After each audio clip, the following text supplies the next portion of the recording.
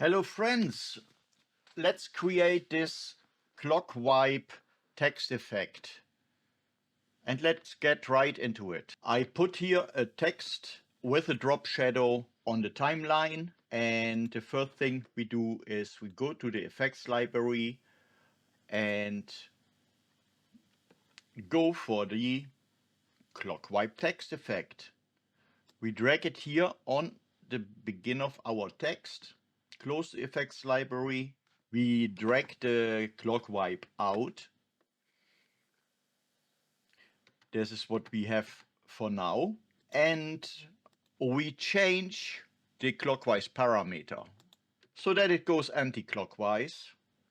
Then the first word is shown first and then the second. We want to go to the border and click the feather.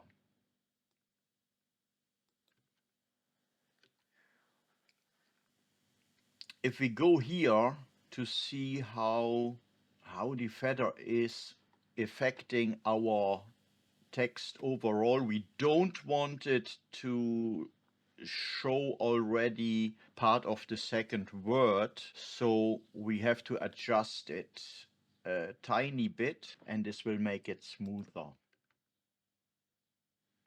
So what we do now is we go here to the ease, and we want an in and out ease, but for the first clock wipe we have here at the beginning, we take out, and for the second we will take in. I explain in a second why that is. So we mark our clockwise, alt click on the keyboard, and then drag with the mouse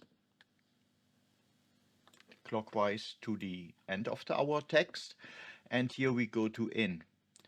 I explained in the last video that it starts faster and ends slower, and that's true. But you can also, if you have problems imagining this, you can see it as follows. If there would be a different text following that, you would have in and out, and then this here at the end would be the in, and then here would be the out. If we would have two clips, that would be the out would go into the clip that follows. So we have to think into the direction from left to right. It's in to out, and here it's imaginary from nothing to out, in, out. So I hope this helps a little bit to grasp why we choose that seemingly contradicting directions.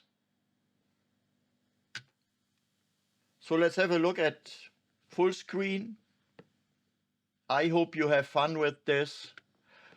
Enjoy the rest of the playlist. Have a great day ahead, and goodbye.